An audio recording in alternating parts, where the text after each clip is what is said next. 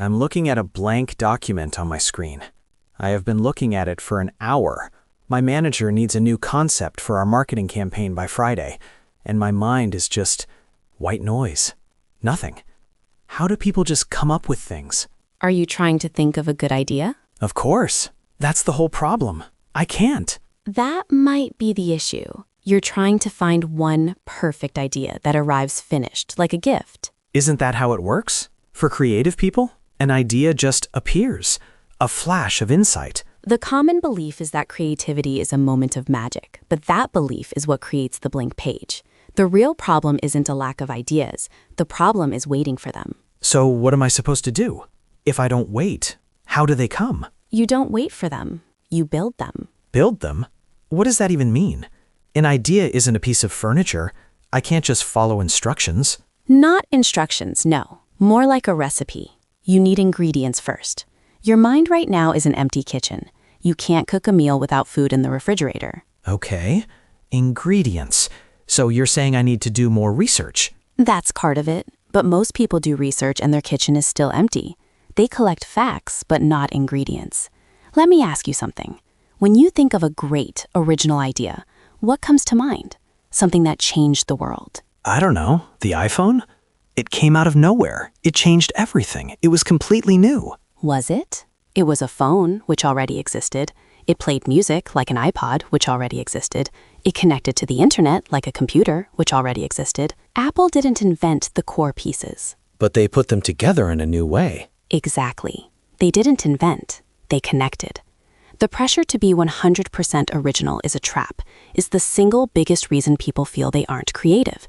They believe they have to make something from nothing. Because that's what we celebrate. We call people geniuses for having these totally new ideas. And that belief quietly paralyzes us. It makes us judge every small thought before it can grow.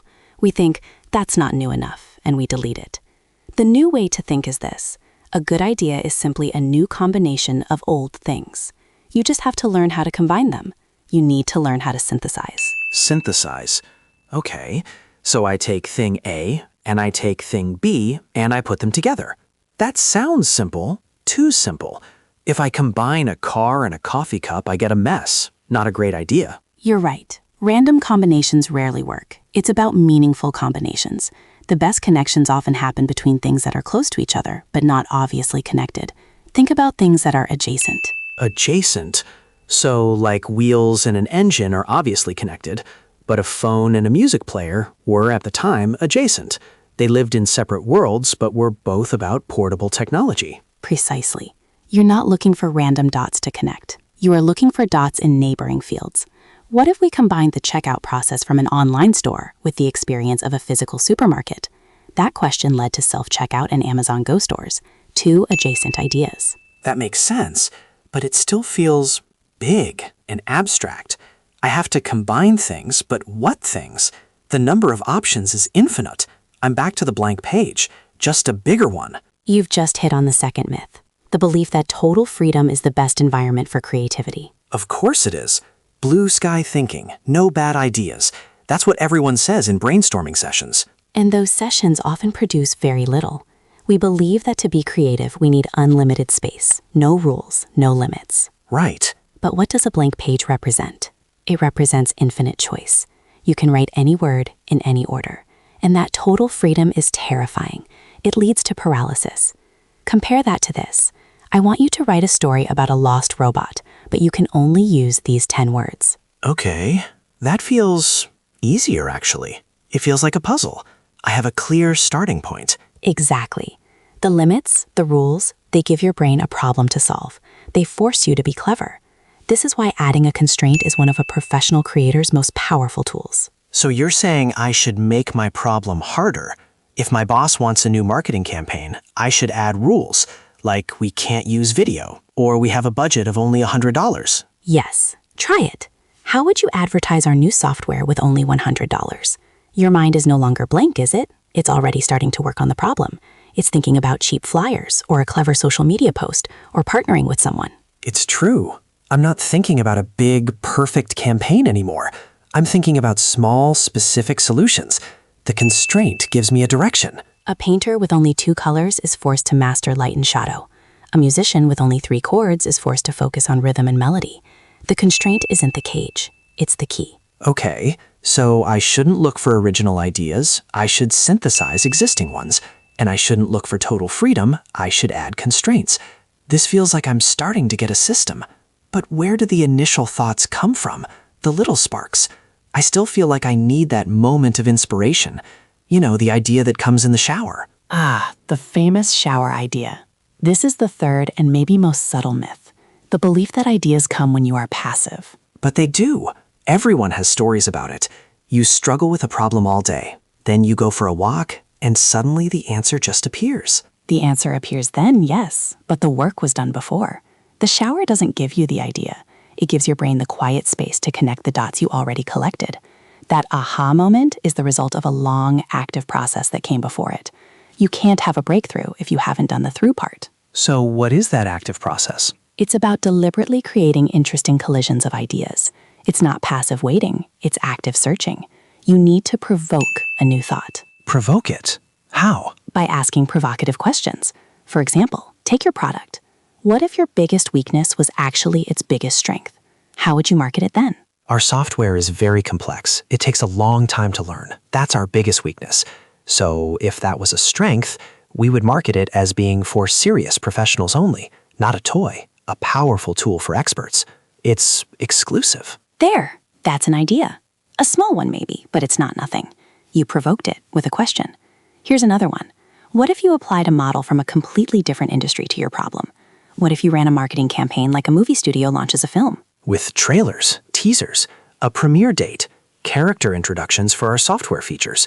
That's interesting. That's a whole new direction. You didn't wait for that idea. You didn't find it. You used a structured question to generate it. You provoked it. The shower moment is just the final quiet step of this very active process. This all makes sense. Synthesize, constrain, provoke. But if this is true, why do so many smart people still fail at this? If it's a system, why doesn't everyone use it to generate great ideas all the time? It feels logical, but it also feels unrealistic. Because knowing the system is not the same as trusting it. Most people try one of these techniques, and the first idea they generate is not very good. And they say, see, I'm not creative. This doesn't work. I would probably do that. The idea about marketing our software as exclusive is interesting, but it's not a full campaign. It's just a starting point. It's not perfect. Exactly. The goal of the system is not to produce one perfect idea. It's to produce many, many ideas. It's about quantity first, not quality. Once you have a dozen of these small, imperfect starting points, you can begin the final step. You can start to refine them. So you mean I would take the exclusive idea and the movie launch idea, and maybe I could combine them, and then polish that new combination? Yes, or you could take the exclusive idea and ask how to make it better. What would make it more specific, more surprising? You make small changes. You refine it. The first draft of an idea is never the final draft.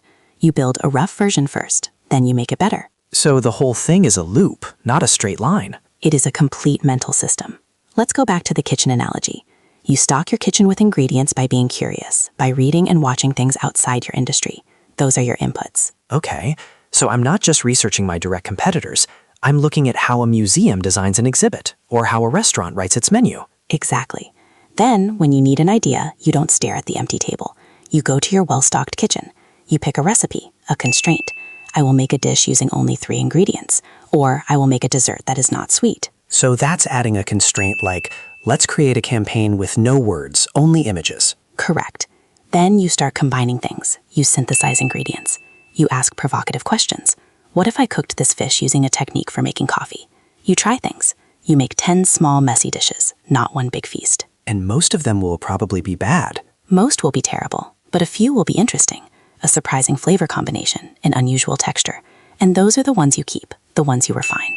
You take the interesting parts and you work on them, making small improvements until you have something truly delicious. So my job isn't to be a creative genius. My job is to be a curious collector of ingredients and then a disciplined experimenter in the kitchen. That is a much more reliable path to a great idea. So when I need a new marketing concept, my first step is not to try and have a good idea. My first step is to pick a useful constraint. Maybe the constraint is, this campaign must make our customers laugh. A perfect example. That constraint will provoke 100 different ideas, all very different from a campaign designed to make them feel safe. And I can synthesize ideas from comedy films, from stand-up comedians, from funny posts I see online. I can connect those adjacent concepts to my product. And then, when you have a few promising but imperfect ideas, you can start to refine the best one. You make it clearer, simpler, more powerful. The pressure is gone. It feels like the pressure is gone. I don't need to be a genius sitting under a tree waiting for an apple to fall on my head. No. I just need to be a good chef. A chef with ideas.